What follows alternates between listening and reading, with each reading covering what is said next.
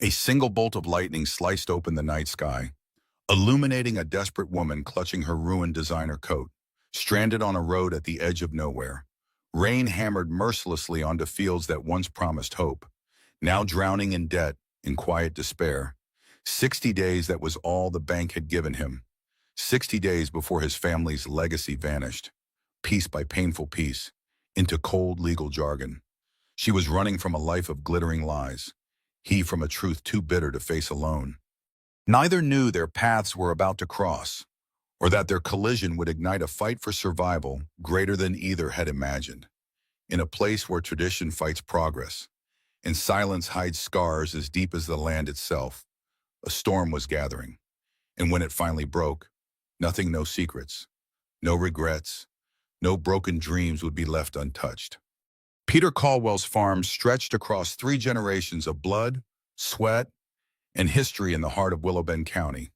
On a typical summer evening, the horizon would be painted with gentle pastels, and the cicadas would sing in the tall grass. But tonight the world seemed cast in relentless gray. The rain hammered down so fiercely that the tree line dissolved into a blur beyond the gravel road. Water pooled in the low spots on the farm's long driveway, reflecting the somber sky. At 40 years old, Peter had once believed that if he simply worked hard enough and stuck to honest principles, he would never lose this land that his grandfather had painstakingly carved from the wilderness. Now, a crumpled notice in his glove compartment declared otherwise. He had exactly 60 days to bring his loan current or face foreclosure. He'd reread that letter so many times he could recite every ruthless line, from the polite salutation to the final, unnerving signature of the bank's regional manager. Despite his broad shoulders and calloused hands, evidence of a man who had served in the Army Reserve before returning home, Peter couldn't stop his gut from twisting into knots.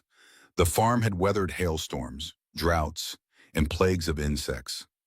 But it had never been threatened quite like this by the cold calculation of financial institutions. Evening was pressing in, and Peter's old Ford pickup grumbled along the county road, its windshield wipers flailing against the downpour. Shadows crept across the fields, turning the wheat tips into an indistinct mass. The foreboding storm underlined his own personal tempest, bills stacking higher than the silos, unfulfilled equipment loans, and that ticking clock giving him just 2 short months to find a miracle. Lightning sliced the sky, momentarily illuminating the deserted road. That was when he spotted something unusual, a small luxury sedan on the shoulder, hazard lights blinking weakly in the sheets of rain. As Peter slowed down, he could make out a faint silhouette, someone standing beside the car with an umbrella turned inside out by the wind. Ordinarily, he might have driven on, mindful of potential dangers in picking up strangers, but this storm was vicious, and he wasn't the sort to leave anyone stranded. Besides, he remembered the time, years ago, when an older farmer helped him fix a flat tire at 2 in the morning on a similar road. Passing on that kindness felt like the right thing. Pulling over, he left the engine running and rolled down the passenger window. Water immediately sprayed in. "Everything okay?" he called out, raising his voice above the deluge. The person turned, revealing the shape of a woman, her hair plastered against her face. She clutched what looked like an expensive handbag close to her body.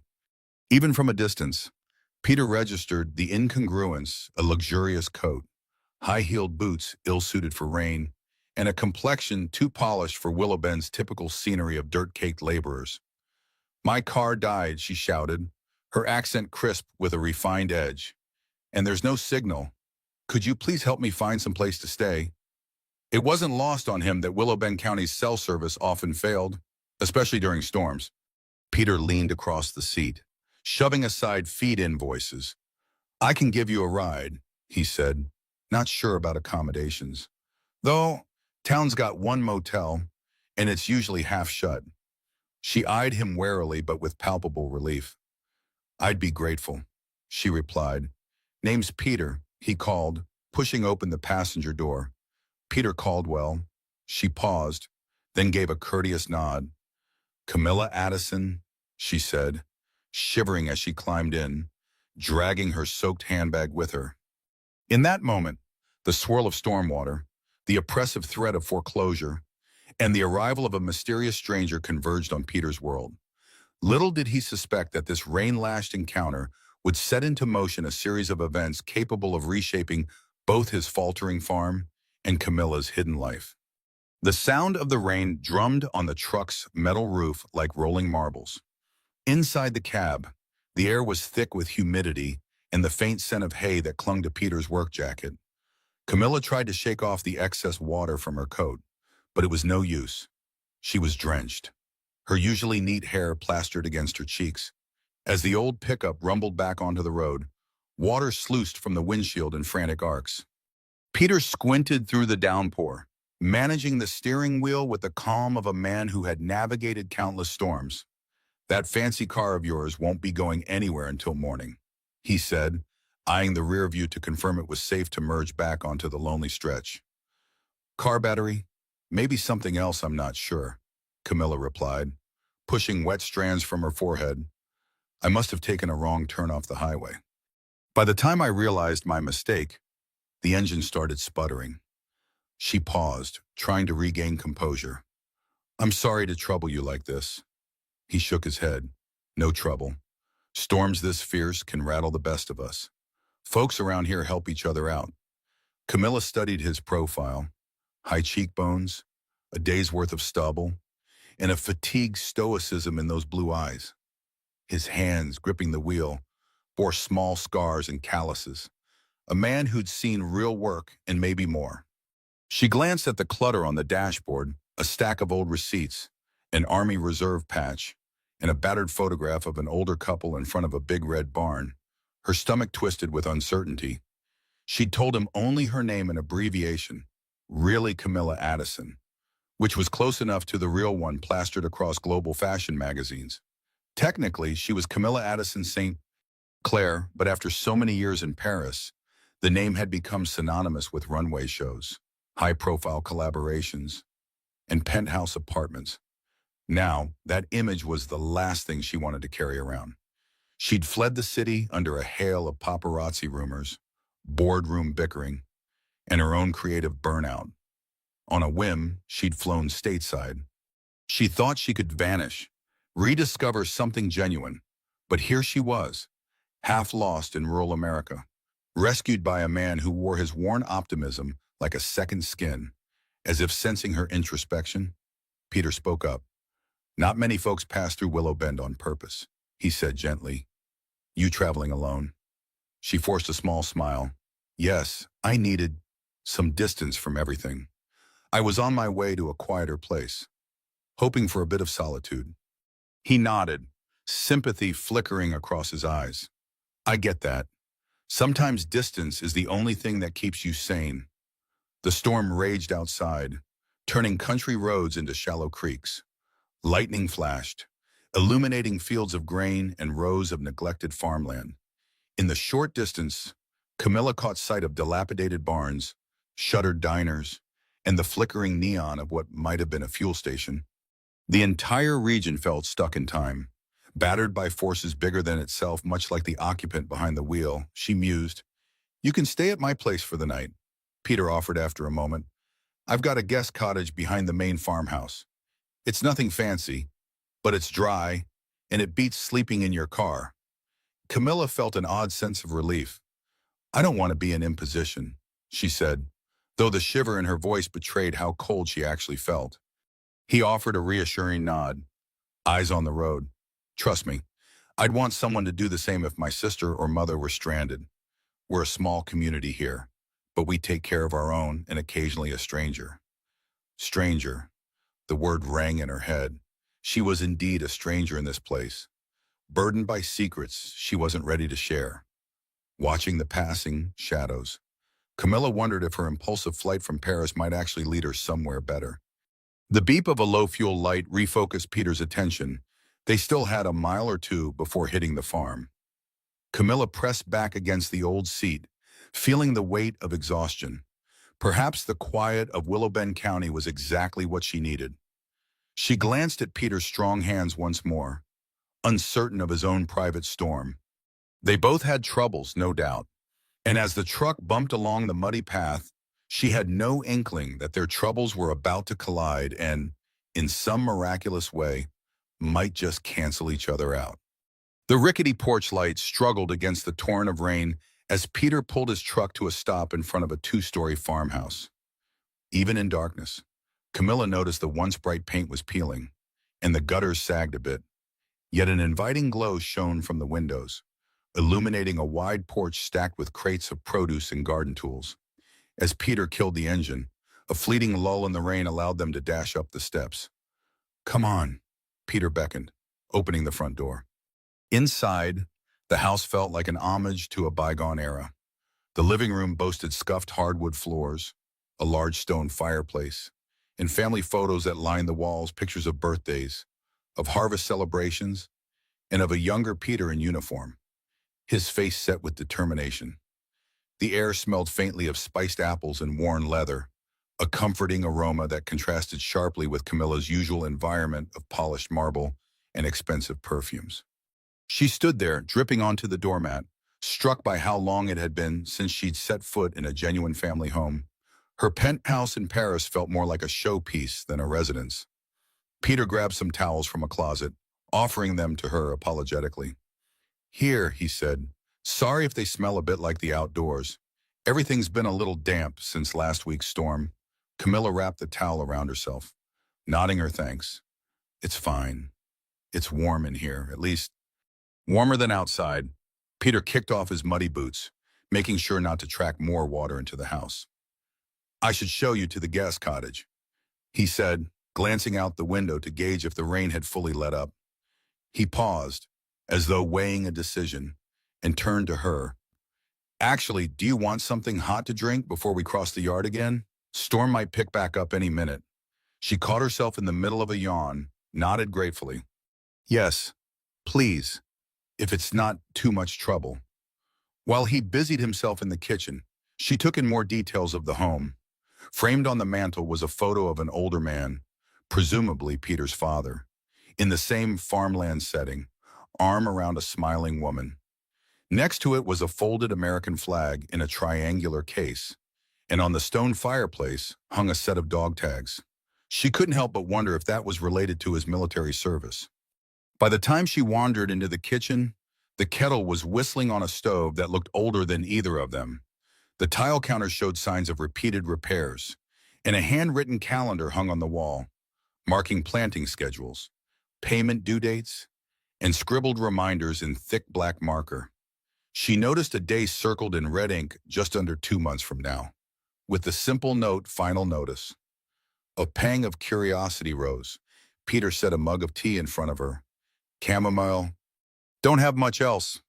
He tried for a small grin, but fatigue weighed on him too. "Hope that's okay." "It's perfect," she replied softly, pressing her hands to the warm ceramic. She took a cautious sip, grateful for its steadying effect. "Thank you." He slid into the seat across from her, bracing his arms on the table. In the overhead light, the lines of worry etched on his face became more evident. She recalled the battered notice in his truck and the red-circled date on the calendar. She recognized desperation had felt it often enough herself, though she had spent the past few years surrounded by opulence. She knew deep down how quickly things could be taken away. "Once you've dried off a bit, I'll show you out back," he said, clearing his throat.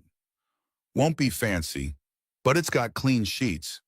Tomorrow morning, if you want, we can see about towing your car and figuring out your next steps." Camilla swallowed, her gaze drifting to a cluster of envelopes on the table, many marked with bold red stamps. She decided not to pry just yet. "Thank you," she said again, meaning it. Outside, another rumble of thunder reminded her they weren't out of the storm's grasp, but for the moment she had found a small refuge and possibly, so had he. The cottage was no more than 50 yards from the main house, but the walk there felt like an obstacle course, thanks to slick mud and puddles that threatened to swallow their shoes. Peter carried a lantern to guide the way, keeping a close watch to ensure Camilla didn't slip. The structure itself looked like it had once been a storage shed or a caretaker's cabin, converted into a modest guest space. The siding needed a fresh coat of paint, but a faint lamplight glowed through the curtained window, and wild vines crept up the side, giving it a certain rustic charm. "There's a space heater inside," Peter said, unlocking the door with an old key. "I got the electricity working it a few months back. So you'll have lights. Hot water, maybe just give it a minute to warm up." Camilla stepped in, water dripping from her coat, and immediately noted the cedar walls that lent the small room a subtle, pleasant aroma. A worn but clean quilt was spread across a twin bed. On a side table sat a small lamp, next to a single chair with cushions that seemed homemade. A tiny kitchenette in the corner boasted just enough space for a sink, a mini fridge, and a stovetop that had seen better days. She set her handbag on the chair, turning to face Peter, who hesitated in the doorway. "Is it acceptable?" he asked, his voice tinged with concern that she might find it too rustic. "It's wonderful," she reassured him, feeling a genuine sense of relief. After the chaos she had fled from in her life, this simple cottage felt like a sanctuary. She removed her coat, now heavy with rain, and draped it over the edge of the bed. "I really appreciate this." He nodded, unsmiling but cordial. "Well, if you need anything, I'll be over at the main house. I'm up at 5 most mornings. You can come by any time." She lingered for a second, noticing how his eyes flicked around the cottage, as if he were silently apologizing for its humble state. "Peter," she said softly, "thank you." Their gazes met, and she thought she saw a flicker of warmth in his otherwise guarded expression. "Get some rest." "Camilla," he said at last, switching on the little lamp. "Night." When he left, closing the door gently behind him, she exhaled. In the stillness, she heard the remaining drops of rain tapping on the roof. Part of her wanted to draw a long bath, rinse the day's tension away, yet the cottage had no tub, just a shower stall. Instead, she flipped through her handbag, retrieving a tablet, a sketchbook, and her phone. No signal, as expected. Sighing, she powered down the phone. She was free, at least momentarily, from the calls of her agent, her business partner, and the board members who relentlessly demanded new collections, new ideas, new everything. She opened her sketchbook, half wondering if the muse might return in this quiet. For a moment, the blank page stared back, mocking her. She felt an old familiar anxiety clutch her chest. She had not truly designed anything from the heart in over a year. Each runway piece in Paris had been more a product of commerce than creativity. Now, in the solitude of a humble farm cottage, she might rediscover the spark that made her name a staple in high-fashion circles. But as lightning flashed outside, she closed the notebook again. She needed sleep more than anything. Laying back on the bed, she pulled the quilt over her, inhaling the faint scent of lavender that clung to the fabric. The storm had begun to wane, and the gentle patter of rain soothed her. In that soft darkness, her thoughts drifted to the man who had taken her in. He carried burdens, just like she did, and something about the stoic sadness in his eyes touched her more than any Paris runway applause ever had. She slept without dreams, lulled by the quiet possibility that tomorrow might bring a new beginning. Peter rose before dawn, as he always did, compelled by years of discipline, first from his upbringing, then from his military service. Outside, the clouds had thinned, leaving trails of dew across the fields.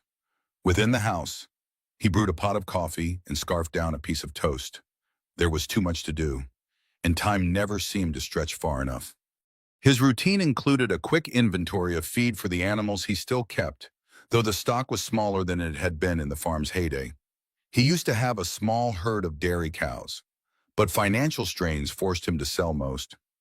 Now he had a few goats, half a dozen chickens, and an aging horse named Duchess, who neighed at him as if to demand a morning greeting. With so many obligations, a normal man might ignore the presence of a stranger sleeping in his guest cottage. But Peter was not a normal man. Duty, discipline, and decency were ingrained into his character. Before 7, he walked to the cottage. He found the door ajar, revealing Camilla, already up, standing at the small stove with water simmering in a kettle. She wore a borrowed flannel shirt over her sleek black trousers, an odd combination that made him grin inwardly. Morning, he said, tapping lightly on the doorframe. She turned, startled at first, then offered a cautious smile. I wasn't sure where to find breakfast, so I thought I'd just make some tea. Plenty of coffee back in the main house. But tea works too.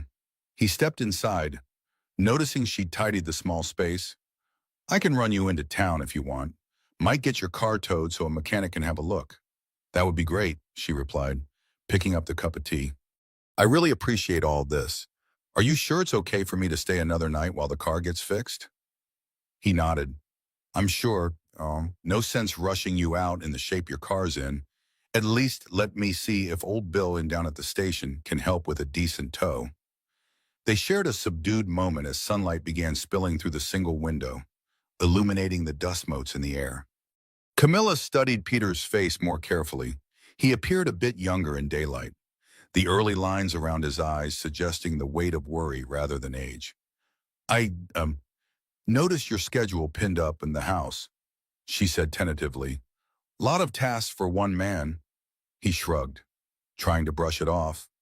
I manage. She wasn't done.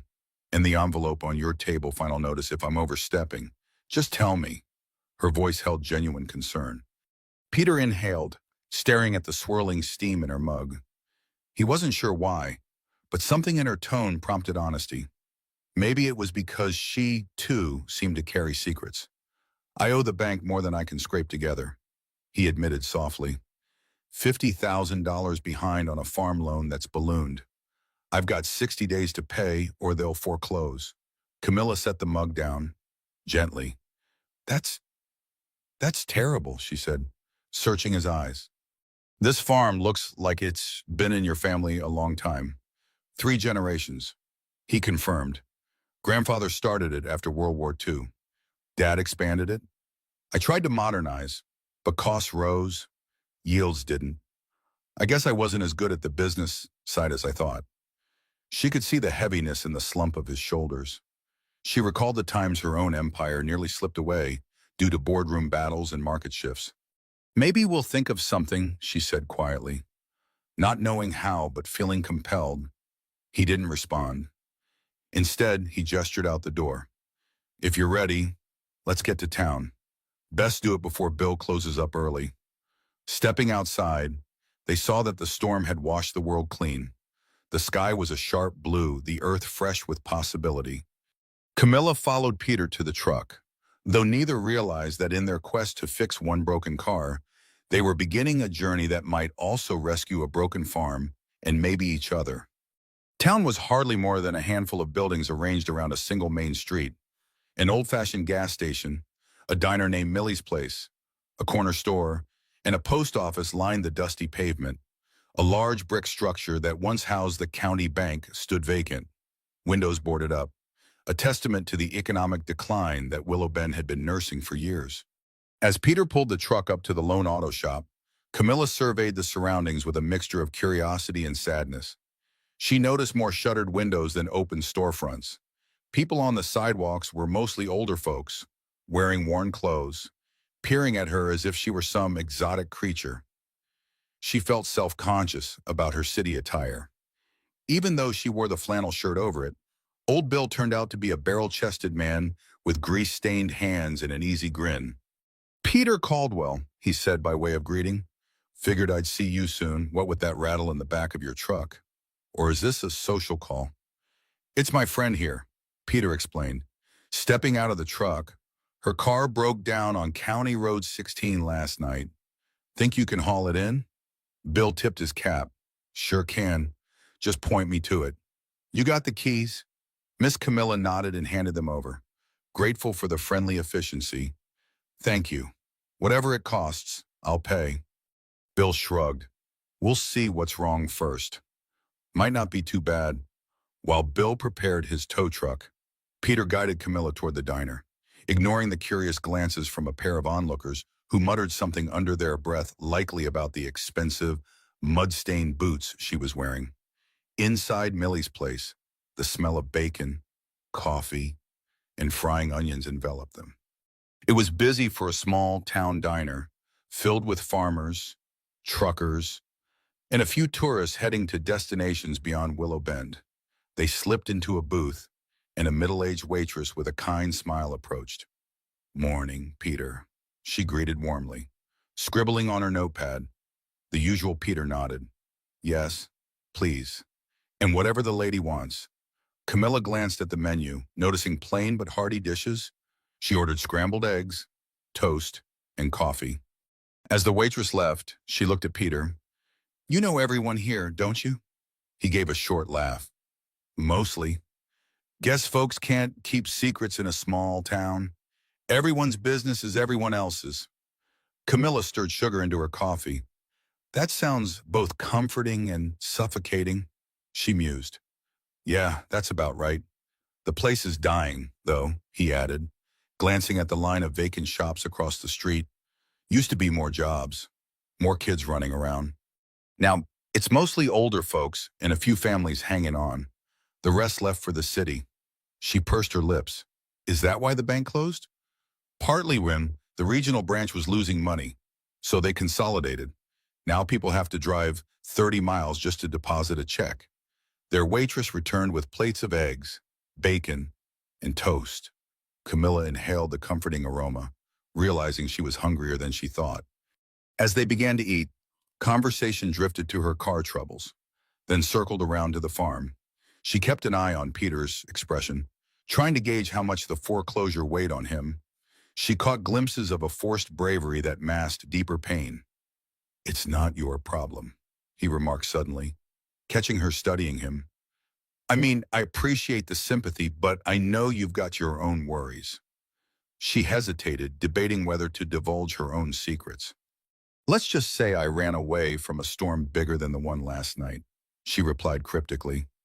"Sometimes you need to drive until you can't anymore, just to remember who you are." Peter's gaze softened. "That's exactly it, isn't it?" he said. "You try so hard to hold everything together. Then one day you realize maybe you need to let it fall apart for a bit, figure out if it's worth rebuilding." She nodded, impressed by his insight. Before she could respond, Bill poked his head through the diner door, waved them over. The car was on its way to the shop. They stood to leave, both feeling the subtle shift in their connection, a mutual empathy that was steadily forming, anchored by the recognition that they each carried burdens too heavy to bear alone. By late afternoon, the sun blazed overhead, causing heat to shimmer off the pavement outside Bill's auto shop. Camilla's car diagnosis came back with good news and bad news. The good news, the engine was mostly intact. The bad news, the alternator and battery were shot, and a specialized part for her luxury import would need to be ordered. It could take a few days to arrive. "It's not the simplest fix," Bill apologized, wiping sweat from his brow. "But I'll get you running again soon enough." Camilla thanked him, privately relieved she wouldn't have to rush off. While the indefinite delay might have been an inconvenience in her old world, part of her welcomed the excuse to stay on the farm a bit longer.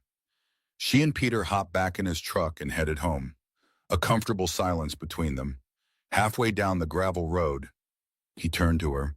"We're having a potluck tonight at the community center. Nothing fancy, just neighbors and families. You're welcome to come, if you don't mind small town gatherings."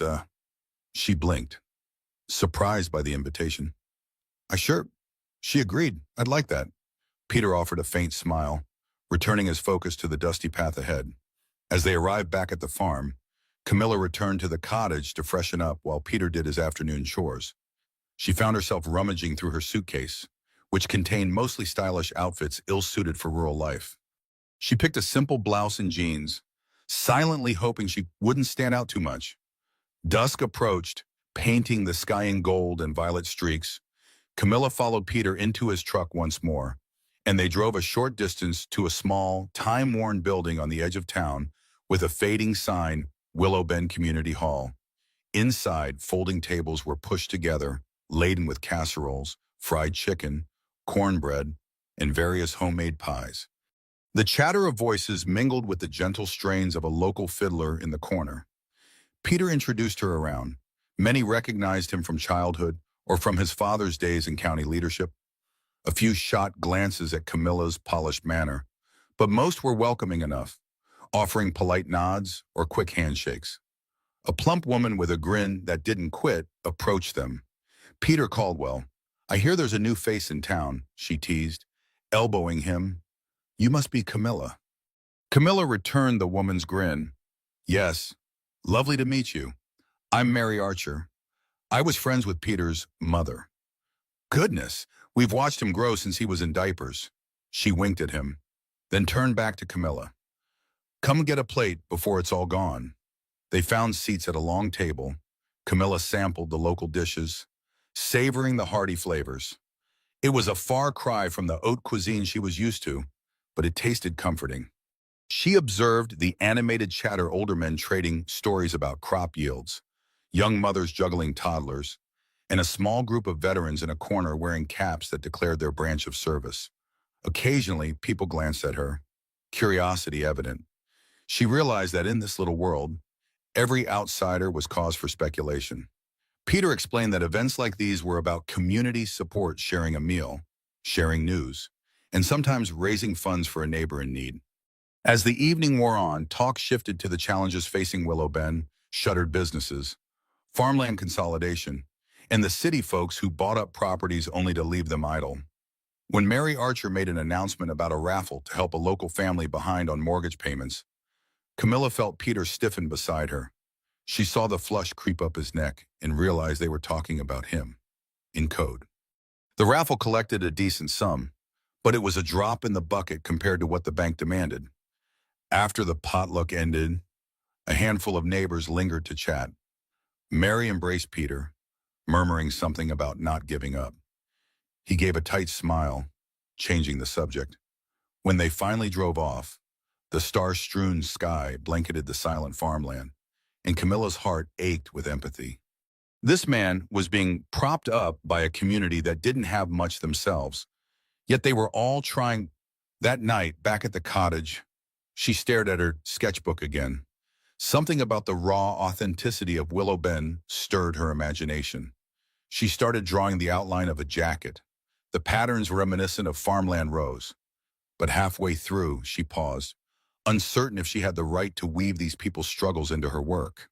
Setting the pencil aside, she resolved that if she was going to create again, it had to be out of respect, not exploitation.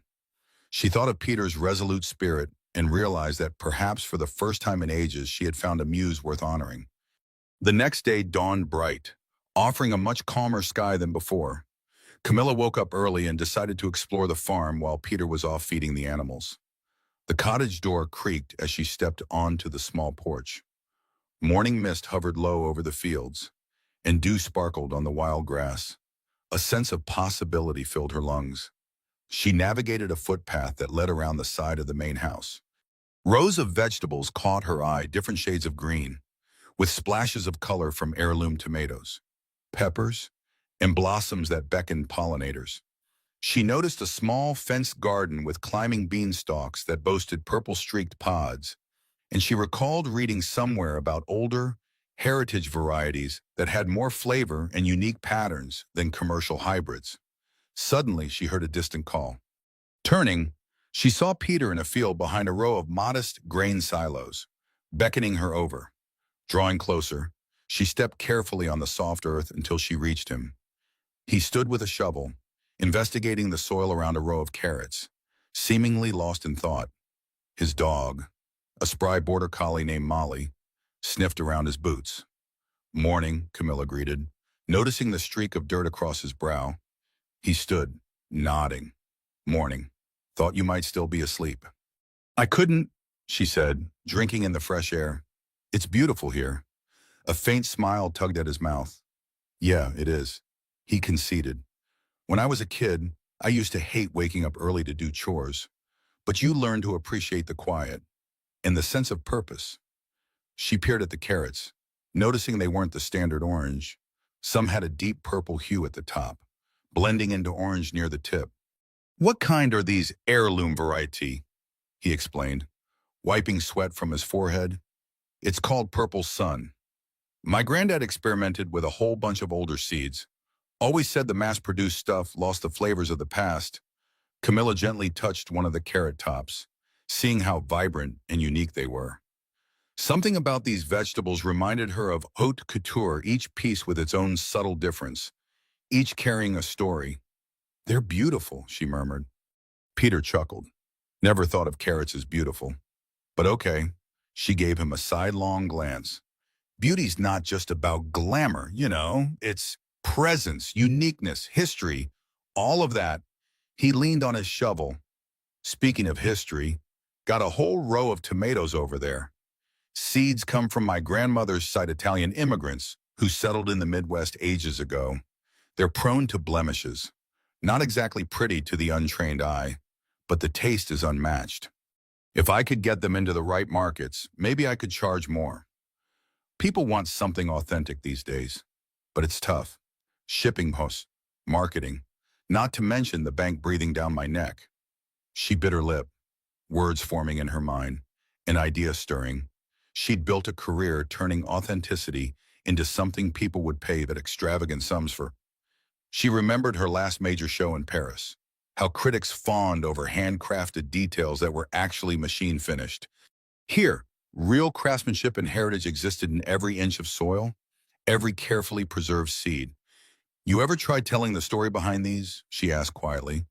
Maybe that's what people really want to feel connected to something genuine. Peter paused, considering. You think folks in big cities care about the story of a purple carrot? A small spark flared in her eyes. Sometimes that's exactly what they care about. She responded, voice earnest. They want to feel like they're part of something real. Maybe if you package it right, present it properly, you'll find a market that sees heirloom vegetables as a treasure instead of a novelty. He raised a brow, curiosity mingling with doubt. You sound like you know a thing or two about branding.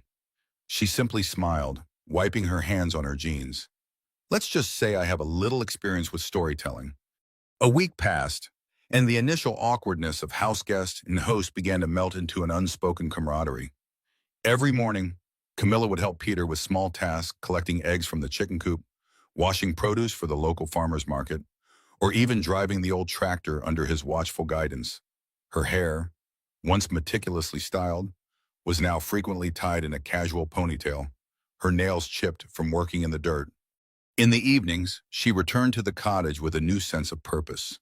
She'd started sketching again, filling pages with designs inspired by the colors and textures of the farm's heirloom crops. Each vegetable variety hinted at a pattern or silhouette, reminiscent of how she once found inspiration in cathedrals or exotic foreign textiles. There was a guilt tugging at her, though she was using Peter's livelihood as a muse, and she wondered if she was overstepping. Meanwhile, Peter noticed fresh signs of life around the farm. Despite the looming foreclosure threat, he found renewed energy in seeing someone appreciate the land he loved.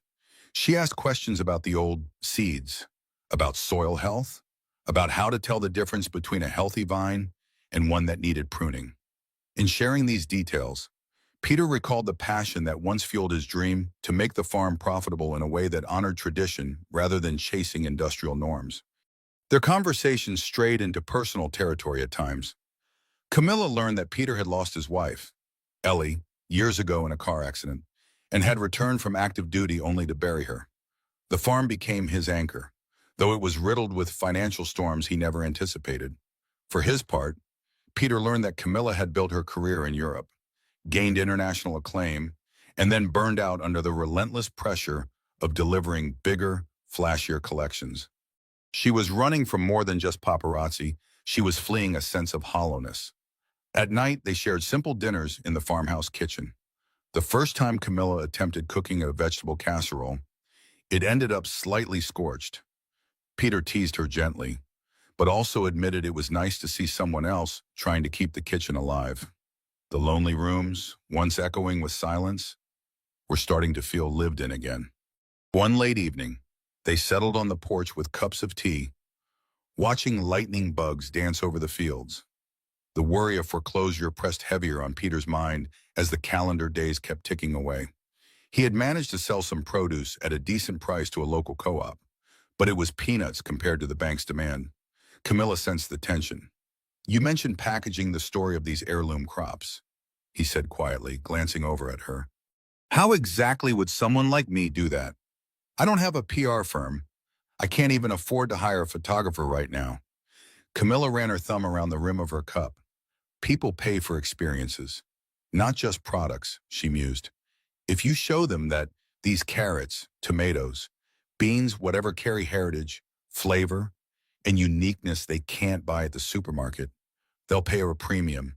Maybe collaborate with local chefs or specialty stores in the nearest city. He exhaled a long breath. Nearest city is 40 miles away, and they have grocery chains with their own suppliers. She nodded, acknowledging the reality. Then a timid smile curved her lips. What if you go beyond local? If you created an online presence, pictures, stories, maybe even a subscription service for rare heirloom produce? I've seen it work for smaller, artisanal brands. His eyes searched hers. It sounds ambitious. It is, she agreed. But if you do nothing, in 60 days, he swallowed hard, the weight returning. I lose the farm. Camilla reached out, her hand brushing his. I'm not promising miracles, but I do think we can try something different. Maybe I can help more than just cooking a scorched casserole. Their eyes locked for a moment, a silent understanding that there was risk in mixing personal empathy with business.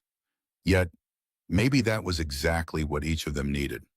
Early the next morning, Camilla placed a call from the cottage on her spotty cell reception, climbing onto a chair near the window just to find a single bar of signal.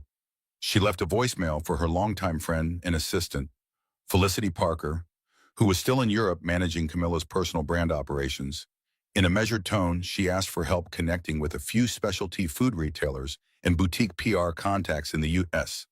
She kept details vague, not wanting to blow her cover, but Felicity would figure out the subtext. Stepping outside, Camilla spotted Peter unloading bags of feed from his truck. A short conversation later, they agreed to schedule a small tasting event, an idea Camilla had proposed. They'd invite a handful of local supporters and maybe a chef or two from the nearest decent restaurant. Show off the heirloom varieties, discuss their unique stories and flavors, and hope to drum up some advanced orders or partnership offers. Peter wasn't sure who'd come, but he had nothing to lose. Camilla realized she'd have to handle logistics. Over the next few days, she tapped into every contact she could recall, bloggers who wrote about artisanal foods, a lifestyle journalist from a regional paper who'd once covered one of her fashion shows. She disguised her calls behind the identity of Camilla Addison, an aspiring culinary liaison interested in promoting local American produce. To her surprise, a few were intrigued. The notion of heirloom revival wasn't new, but combining it with a small farm in dire need struck a chord. The real challenge was hooking a credible chef. A day before the tasting, Felicity finally emailed she'd found someone named Wesley Lynn, a young chef famed for creative farm-to-table cuisine at a trendy bistro in St. Louis. Wesley had some free time and might be willing to drive down if he believed in the produce. The day of the tasting, Camilla woke up jittery. She'd arranged a few folding tables near the barn, covering them with simple white cloths. She and Peter assembled an array of produce baskets, the purple sun carrots, striped tomatoes, vibrant peppers, and the multi-hued beans. Peter's eyes shone with pride, seeing his produce displayed so beautifully, though he also looked tense. Think anyone's actually coming? He asked, scanning the empty driveway. Don't lose faith, she replied, brushing a speck of dust from one of the tablecloths. Eventually, a handful of local folks trickled in, curious neighbors, a local blogger with a camera slung over her shoulder, and a representative from the county extension office. The real test arrived when a sleek sedan pulled onto the gravel drive, from which emerged Chef Wesley Lynn, wearing a crisp shirt and an air of curiosity. He introduced himself, and Camilla introduced Peter, who offered a firm handshake, trying not to appear too eager. Wesley wasted no time diving into the produce, cutting open a variety of tomatoes, tasting them raw, taking pictures, and jotting notes. He marveled at the purple carrots, slicing them to see the colorful cross-sections, and had an almost childlike excitement when he bit into them. These flavors, so intense, Wesley murmured. You don't get this from commercial hybrids. Peter watched him sample a bit of everything, heart pounding. If a respected chef believed in his produce, that could lead to a lucrative partnership. Meanwhile, Camilla hovered, quietly explaining the history of each variety with a passion that surprised even herself. She spoke of the seeds passed down through Peter's family, the unpredictable beauty of stripes and spirals on the vegetables. For a moment, she felt the same thrill she once had, unveiling a bold new fashion line, only this time, the material was grown from soil. After an hour of tasting and conversation, Wesley placed a hand on Peter's shoulder. I want to feature your produce for a pop-up event in St. Louis, he said. The farm-to-table crowd will love these stories, these flavors. He mentioned a preliminary order, enough to bring in some revenue. While not huge, it was a beginning. Peter looked stunned, as if a lifeline had been thrown his way. When the tasting wound down and the last guest left, Camilla shared a triumphant smile with Peter. She saw renewed hope in his eyes, even if it was just a flicker. They still had a long road to go, but at least they'd taken a step together. Bolstered by the modest success of the tasting, Camilla dove deeper into ideas for boosting the farm's profile. Chef Wesley Lynn's pop-up event was scheduled in a couple of weeks, and that gave them a short time frame to prepare a sufficient supply of heirloom produce for transport. They also needed professional packaging, something that would stand out in a crowded culinary market. Peter had reservations. Packaging alone could be expensive, and the bank's deadline drew closer each day. But Camilla insisted that they had to elevate the perceived value of the produce with a marketing push. They could charge premium prices that might actually cover the debt. So they turned the dusty barn into a makeshift studio. Large wooden planks were set up as a table to experiment with different labels, baskets, and color schemes. Camilla had an artistic eye for color and design, transferring skills from runway presentations to vegetable branding. One afternoon, she decided to photograph the produce for a small catalog or brochure. She borrowed Peter's old digital camera, nothing fancy, but workable. Under the barn's skylight, the tomatoes glistened in natural sunlight, their stripes reminiscent of tie-dye patterns. The carrots and beans, laid out in neat rows, appeared like a painter's palette. At first, the pictures looked amateurish, but through trial and error, Camilla captured some striking shots that showcased the produce's uniqueness. Peter watched from a distance, arms crossed.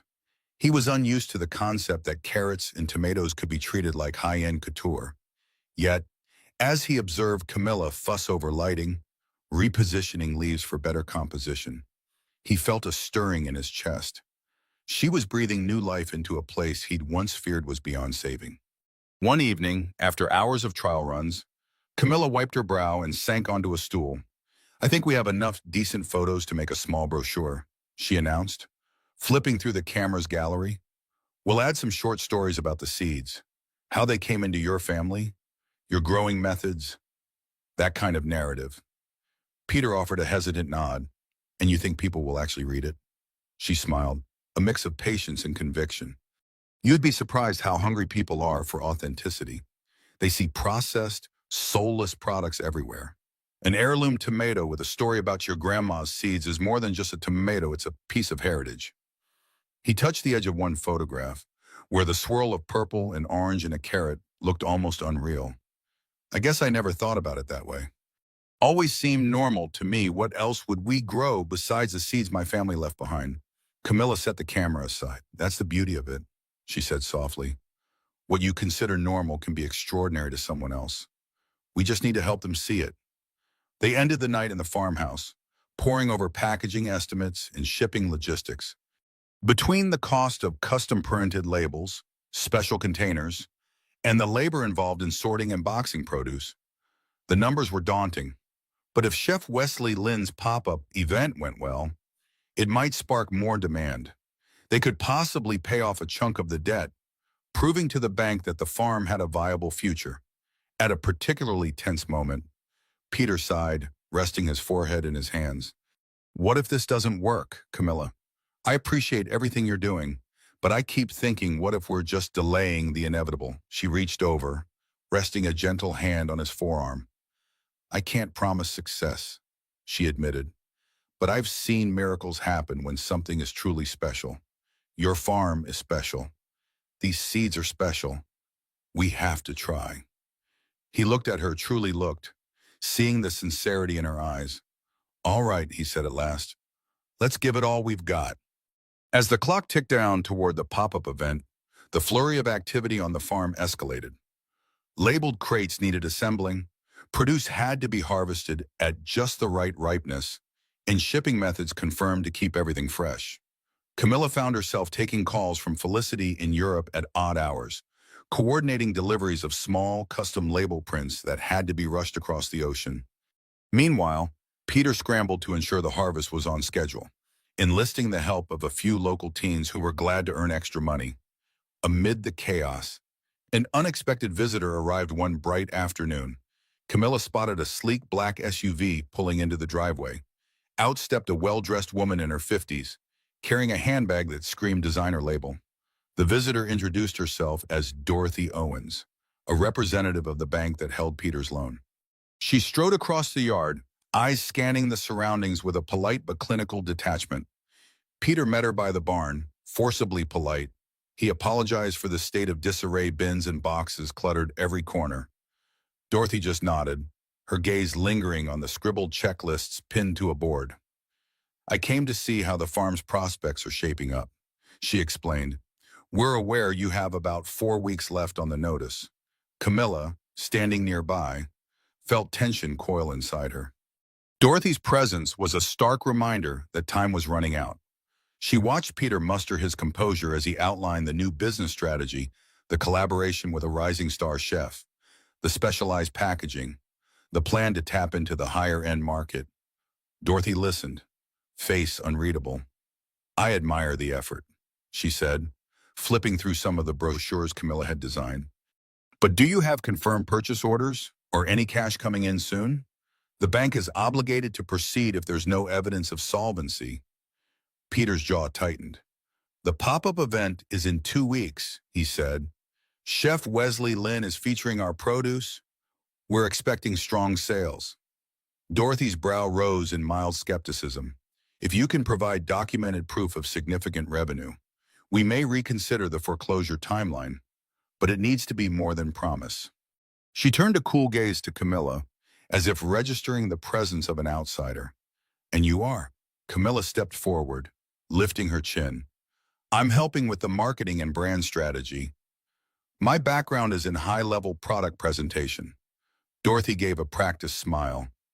Well, Miss Addison, I hope your strategies work. We'll be in touch. With that, Dorothy Owens left, the SUV's tires crunching on the gravel. Peter stood there, fists clenched at his sides. Camilla placed a hand on his shoulder. Don't let her rattle you, she advised gently. He exhaled sharply. I'm not rattled, just frustrated. She talked about the farm like it's a failing corporation to be repossessed. Camilla understood. You've worked all your life here, and they reduce it to numbers on a balance sheet. He nodded, face taut. Yeah, well, this plan of ours better work. If it doesn't, the bank will be the proud owner of my grandfather's legacy. Refusing to let despair settle, Camilla refocused. One step at a time, she said, let's get everything ready for the pop-up. We'll make it a success. You'll see. Yet, that night, as they finalized the crates for shipping, both wore the weight of Dorothy's unspoken threat. A single event had to generate the kind of revenue that would convince the bank not to call the loan a near impossible challenge. Still, they had no choice. It was do or die for Caldwell Farm, and neither Peter nor Camilla was prepared to watch it crumble without a fight. At last, the day of the Louis pop-up arrived. A caravan of 2 trucks, one driven by Peter and another by one of his teenage helpers, rolled out before dawn, each laden with carefully packed heirloom produce. Camilla followed in her repaired sedan, which Bill had managed to fix just in time. The journey was tense. Farmland gave way to highways. Highways led to city streets, and soon they were navigating crowded urban blocks that made the farm feel like a distant dream. Chef Wesley Lynn's bistro was a small, modern space with glass-paneled walls overlooking a bustling street. The pop-up, he explained, would transform the space for a single evening into an immersive farm-to-table experience. Tickets had sold out within days, partly due to Wesley's reputation and partly due to the novelty of rare heirloom vegetables from Willow Bend. Camilla, wearing a simple black blouse and slacks, jumped into action upon arrival. She and Peter unloaded boxes of carrots, beans, tomatoes, peppers, each labeled with a story of its heritage. The bistro's staff marveled at the colors. Cameras flashed as local food bloggers and a small TV crew hovered, capturing the setup. Though he tried to hide it, Peter was visibly anxious. He'd rarely set foot in a bustling city restaurant, let alone pinned his financial hopes on one. As the event began, guests filtered in food critics, influencers, curious locals. Wesley introduced the menu, a series of dishes each featuring one of Caldwell Farms' vegetables. Between courses, there were short presentations about the history of each variety, often led by Camilla, who spoke with poised clarity reminiscent of her days commanding a fashion runway.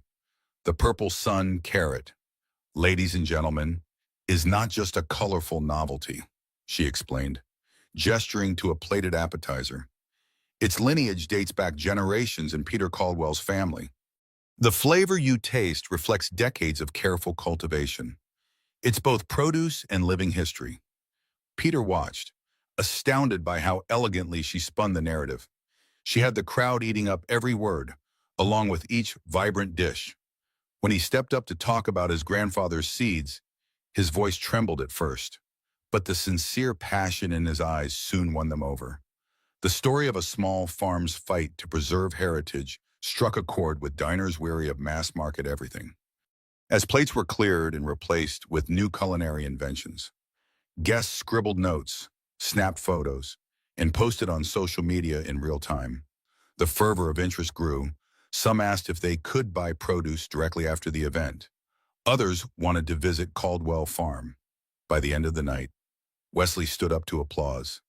A big thank you to Peter Caldwell and Camilla Addison for bringing these remarkable heirlooms to us. Tonight's special produce boxes are available at the front if you want to take some of this farm experience home. The wave of hungry interest that followed both relieved and overwhelmed them. Nearly all the boxes sold out. People were paying top dollar, some even tipping extra, enthralled by the authenticity and flavor. A local specialty grocer approached Peter, discussing a trial order. A high-end restaurant manager left his card, proposing a collaboration. Camilla discreetly tallied the sales, her heart pounding. This might actually be enough to impress the bank. When the pop-up wound down near midnight, the bistro staff helped them pack up the few leftover crates. Wesley Lynn shook Peter's hand vigorously. That was one of the most gratifying menus I've served. Let's do it again soon. Peter nodded, speechless with gratitude. A swirl of relief, excitement, and exhaustion filled him.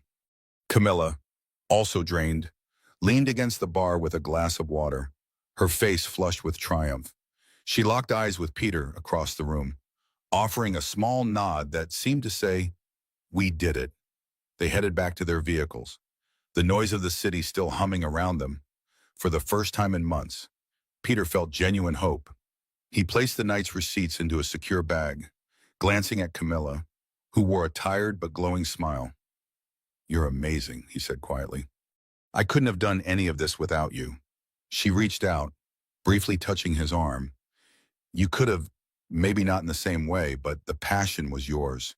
I just helped polish the story." In that moment, standing under the neon lights of a city far from the quiet fields, they both understood that this partnership had grown deeper roots than either expected.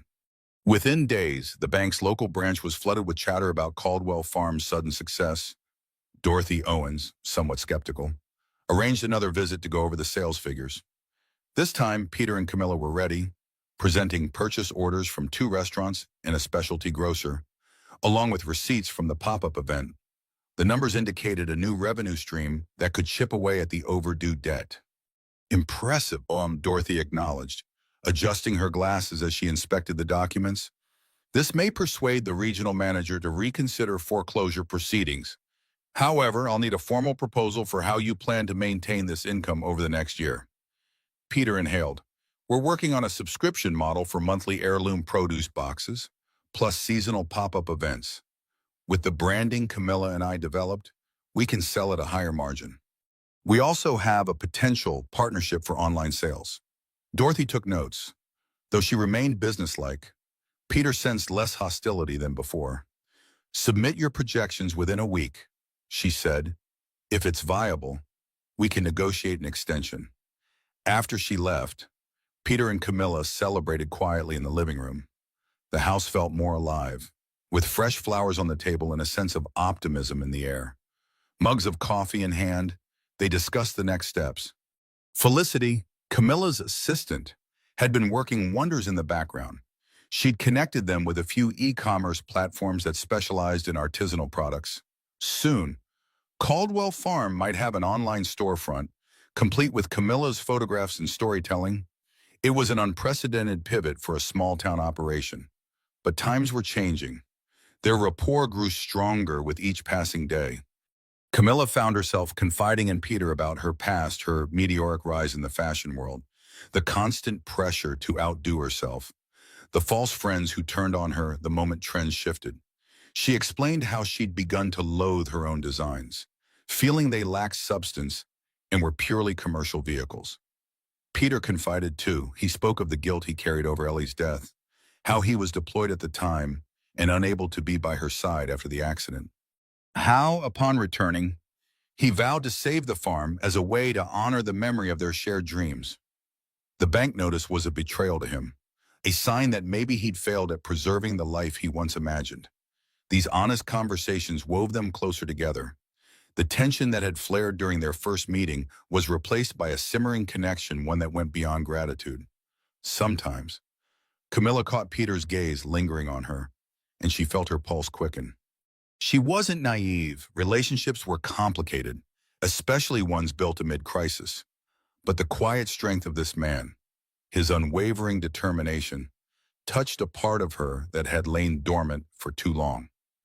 Meanwhile, the farm thrived on the new attention.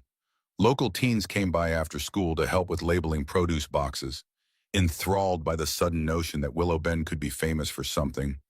Even the diner included a small section on the menu, Caldwell heirloom salad. One afternoon, as Camilla arranged a shipment of produce, she paused to look out the window at the fields. She felt the creative spark inside her, not just for produce branding, but for designing again. Maybe, she mused, there was a middle ground between high fashion and the authenticity she'd found here. She retrieved her sketchbook, flipping through pages of farmland-inspired designs. A bold idea took root. What if she developed a small capsule collection inspired by the shapes and colors of these heirloom crops, a statement about sustainability, artistry, and heritage? But that would be a conversation for another day. Right now, the priority was saving Caldwell Farm. Still, she couldn't shake the feeling that something bigger was underway, that the synergy between them was leading to a grander vision than either had dared dream. 2 weeks later, the dust settled on frantic shipments, bank proposals, and anxious waiting. Dorothy Owens finally returned with official paperwork in hand. The regional manager has reviewed your documents and found a path forward, she declared. Peter and Camilla stood across from her at the farmhouse table, hearts pounding in unison. We're offering a 6-month extension to refinance, contingent on proof of continued sales growth. Relief coursed through them. 6 months was time to solidify the new business model, time to expand distribution, and time to establish Caldwell Farm as a recognized source for premium heirloom produce. Peter signed the new agreement, his hand trembling slightly. When Dorothy left, Camilla jumped to her feet and threw her arms around him in spontaneous joy. For a moment, they simply held on, the weight of fear dissolving into a flood of possibility. Shortly after, Camilla returned to the cottage. She'd been living there for almost a month, far longer than she originally anticipated. The place that once felt like a temporary refuge now felt like a home. She sat at the small table, flipping through her designs. The pages showed evolving sketches, dresses with subtle prints, inspired by the swirling stripes on tomatoes. Jackets dyed in gradients reminiscent of purple to orange carrots, and accessories that echoed the shapes of bean pods. Each piece was a love letter to the farm. Felicity called again, pushing for Camilla to return to Europe for an upcoming fashion week. The board was restless. Rumors circulated about her sabbatical. Camilla hesitated, eyeing the farmland outside the window. She realized she didn't want to go back to business as usual. Something fundamental had shifted in her. That evening, she and Peter climbed into his truck for a quiet drive through the fields. The summer light stretched long shadows across the land. Row after row of crops swayed in a gentle breeze. Camilla rolled down the window, letting the warm air wash over her face. "Where do we go from here?" Peter asked, voice subdued. She turned to him. "We keep building on what we started. Now that the bank's eased up, we can plan beyond survival." He nodded, as though contemplating more than just the financial future. "What about you?" he asked, softly. "Your life is in Europe, fashion weeks, and big contracts.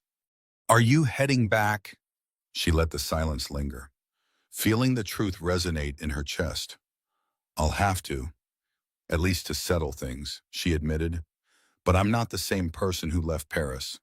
I don't want to churn out empty designs anymore." He stopped the truck near a small ridge where they could gaze over the valley. Stars began to glimmer overhead. "You could do anything," he said, turning off the engine. "People follow you, admire you. You could incorporate this place into your work somehow." She smiled, tears threatening. "That's exactly what I'm thinking. A line inspired by the farm, these heirlooms. The story. But I want to be sure it's done right, in a way that respects what you and your family built." He reached for her hand, warmth and callous sincerity in his touch. "I trust you, more than I trust anyone else in a long while." They sat in the stillness, the farm stretching infinitely around them. Tomorrow held 1,000 uncertainties, but also 1,000 promises. Peter Caldwell's livelihood had been saved, at least for now. Camilla Addison's artistic flame had been rekindled in the most unlikely of places. Their partnership, once born of desperation, had blossomed into something far richer, a shared dream to merge the authenticity of rural heritage with the creativity of high design. She leaned her head on his shoulder, breathing in the night air. The future, though uncertain, was theirs to shape. And under that star-laced sky, they silently vowed to do just that together. This remarkable story is more than just the triumph of an underdog farmer and a glamorous fashion designer. It's a powerful reminder that courage, authenticity, and good old-fashioned American perseverance can overcome even the toughest odds. Peter and Camilla proved that no battle is unwinnable when fought with heart, honor, and a willingness to take chances. Their journey resonates deeply with all of us who believe in community, heritage, and the strength of hardworking people determined to protect what matters most. Now, it's your turn. Drop a comment below and tell us what part of Peter and Camilla's story inspired you the most. Have you faced a similar fight to preserve your family's legacy? We'd love to hear your thoughts. Don't forget to hit the subscribe button and ring that notification bell. We've got more incredible stories coming your way soon. Thanks for watching. Stay strong and keep fighting for what you believe in.